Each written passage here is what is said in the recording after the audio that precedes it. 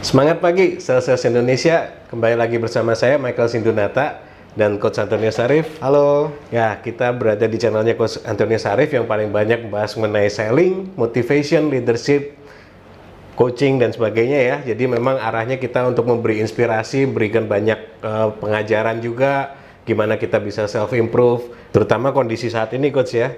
Dan sebelumnya jangan lupa dulu guys ya, untuk like dan subscribe. Ya, kita ada loncengnya di sini, tolong diaktifkan. Jadi untuk channel ini juga untuk biar kita bisa lebih banyak menginspirasi banyak orang. Like, subscribe kan nggak bayar ini kan? Bener, gratis. Coach. Gratis, apalagi dapat ilmu terus. Betul, dapat ilmu plus kalian juga bisa di kolom-kolom bawah bisa banyak ajukan pertanyaan juga. Kita aktif kok untuk melakukan ini, kita saring semua pertanyaannya. Kita kebanyakan juga terutama saat ini mungkin ya gimana sih masalah penjualan dan sebagainya kayak gitu, Gus. Dan juga otomatis ketika mereka subscribe, kita bisa bertumbuh lebih baik lagi ya. Betul. Bertumbuh sehingga bisa memberikan kualitas konten-konten yang lebih luar biasa lagi. Betul.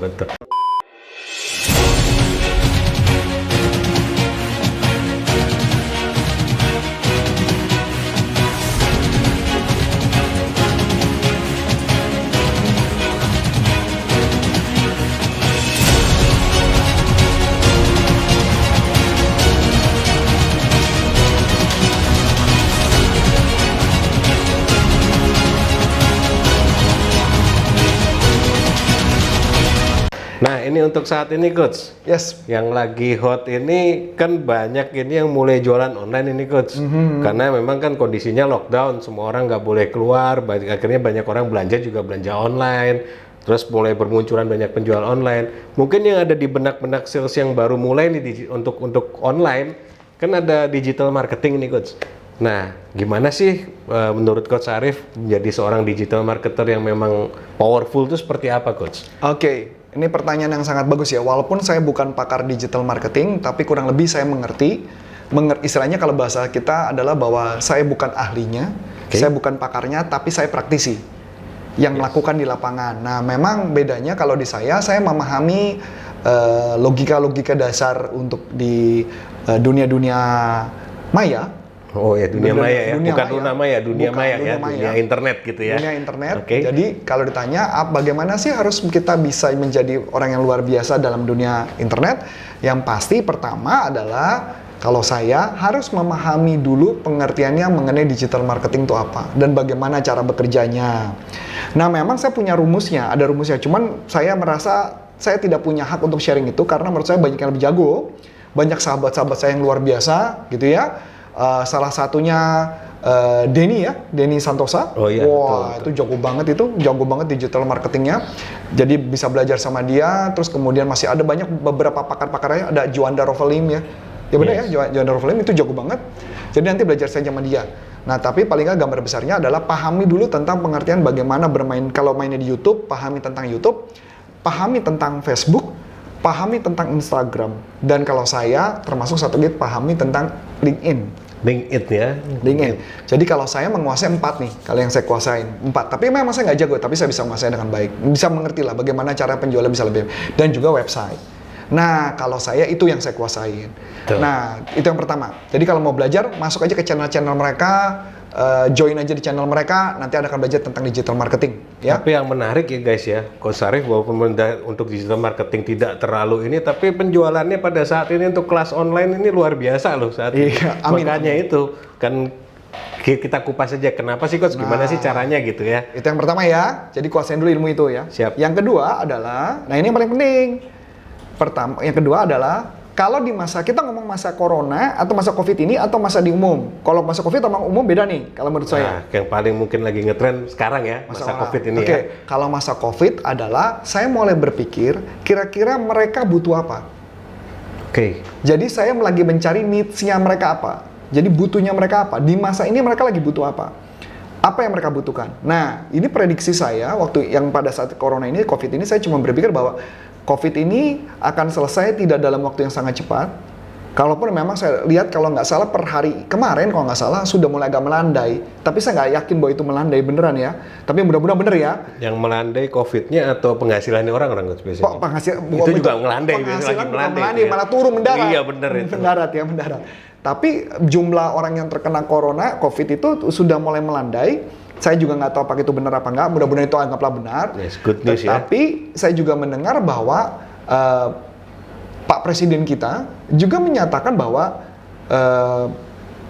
ini bisa sampai akhir tahun. Wah, Ada satu, saya nggak tahu ya, itu diambil dari satu kutipan mana, saya juga nggak baca secara persis, itu benar apa nggak, saya juga nggak tahu. Tapi paling nggak dari gambaran ini mengatakan bahwa kalau saya melihatnya, kalau berdasarkan dari grafiknya Cina, saya tipe orang lihat data, jadi saya ngeliat grafiknya Cina, grafik Vietnam, ya kecuali Korea Utara ya. Yeah. Korea Utara ajaib ya. Jadi menurut saya, ini masa-masanya paling cepat selesai menurut saya, perhitungan saya, anggaplah corona menurun dan masanya ini selesai. Menurut saya paling cepat ya, itu mungkin Juni atau Juli awal, Juni akhir atau Juli awal, paling cepat. Nah, ketika sudah proses itu selesai, mulai muncul terjadi krisis ekonomi kan? Nah, betul itu, Coach. Nah, krisis ekonomi terjadi berarti Juli sampai mungkin di bulan Agustus, September mungkin ya. Nggak sampai September menurut saya. Kalau Agustus awal pemulihan, karena saya temukan, dan ini juga penelitian ada salah satu penelitian dari Harvard Business Review, dia melakukan penelitian mengenai Cina. Nah, yang khususnya kan sekarang kan Wuhan sudah lepas lockdown tuh. Betul. Nah, dari penelitian mereka mengatakan bahwa ekonomi di Cina itu tidak semuanya langsung bertumbuh saat bersamaan. Jadi ada yang bertumbuh, ada yang masih tidak. Hai teman-teman, kita ada channel baru nih, channelnya Coach Arif mengenai NLP. Untuk teman-teman yang penasaran NLP itu apa dan kegunaannya di kehidupan sehari-hari, jangan lupa di subscribe ya di channel NLP Leadership Indonesia. Thank you. Berarti pada saat bertumbuh dan tidak, anggaplah pemulihan sebulan 2 bulan kemudian, baru seluruhnya akan pulih. Makanya oleh sebab itu, saya bisa mengerti bahwa memang artinya akan masuk di masa kondisi krisis. Apalagi yang saya tahu saya, beberapa karyawan-karyawan perusahaan banyak yang dirumahkan, bahkan unpaid leave. Betul. Jadi artinya mereka bekerja tetapi tidak digaji, tetapi masa itu akan jadi problem tuh akan muncul. Jadi apa yang harus dilakukan di masa-masa itu? Nah, makanya yang harus dilakukan di masa-masa ini adalah sebenarnya berarti harus melihat bahwa ada peluang bisnis apa, kalau kita mau main digital ya. Jadi apa yang harus dilakukan di masa kondisi-kondisi seperti ini? Yes, betul, Coach. Jadi mereka butuhnya apa? Nah, itu kalau masa COVID. Kalau bukan di masa COVID malah agak berbeda. Kalau tidak di masa COVID, saya akan tentukan dulu barang yang mau saya jual tersebut, itu target audiensnya siapa? Target pasarnya ya berarti ya? Target pasarnya siapa dulu? Okay. Kalau di masa COVID, ini menurut saya ya, jadi belum tentu omongan saya ini benar, karena mungkin para digital marketing juga bisa berbeda. Ini menurut saya karena saya adalah praktisi jalanan, saya berpikir bahwa lebih baik butuhnya mereka apa. Nah, setelah sudah dapat butuhnya apa, kalau saya biasanya membayangkan orang yang butuh itu orang yang seperti apa. Jadi dibayangkan dulu ya? Malah saya kasih nama. Bayangannya dikasih nama, Coach? Serius. Ya, ini NLP banget ya. Iya, benar. Ya, jadi saya bikin jadi orang itu saya kasih namanya siapa. Oh. Misalnya namanya contoh ya, namanya Adi gitu ya. Adi itu orangnya kayak gimana? Nah, betul. Pendidikannya apa? Lulusan apa? Gaya hidupnya gimana? Si Adi ini, ya kalau mama secara ini, Adi ini butuhnya apa? Kalau kita mainnya dari segmen target market dulu, target audience, baru ke kebutuhan. Kalau berarti sekarang ini harus berkaitan dengan apa yang kita jual juga. apa yang kita berarti, jual. Coach? Betul. Nah, kalau sekarang saya balik. Kalau kondisi ini ya, karena waktu kemarin saya balik, saya mau tembak target audiensnya misalnya corporate. Kayaknya berat nih. Kalau corporate ini butuh waktu agak lama. Betul. Berarti saya apa yang saya lakukan? Saya meramalkan 2-3 bulan ke depan atau mungkin 6 bulan ke depan saya harus meramalkan apa? Itu yang saya ramalin dulu, Mike. Jadi baru saya baru masuk ke target audience yang bakal beli ini yang mana saja. Jadi dibalik di masa itu. Jadi kondisi pasti balik, baru bisa jalan. Nah itu jadi artinya tergantung kondisi ya. Kalau kondisi COVID, saya lakukan itu. Kalau di kondisi yang nggak COVID, saya akan melakukan ada target audience.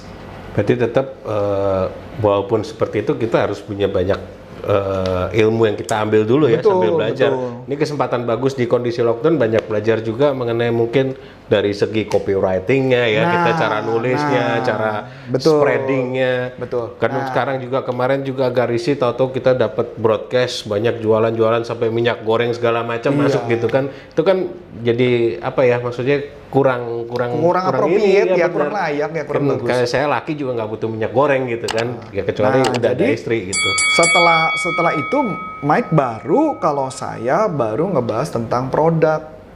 Gitu Produk apa yang mau dijual, fiturnya apa, benefitnya apa.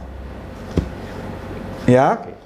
Cuma beda ya. Kalau yang itu kan adalah kelihatan mereka butuhnya apa. Berarti benefitnya apa, manfaatnya apa buat mereka. Baru saya menggunakan konsep yang namanya AIDCA. AIDCA, apa itu? AIDCA. Nah, AIDCA, AIDCA.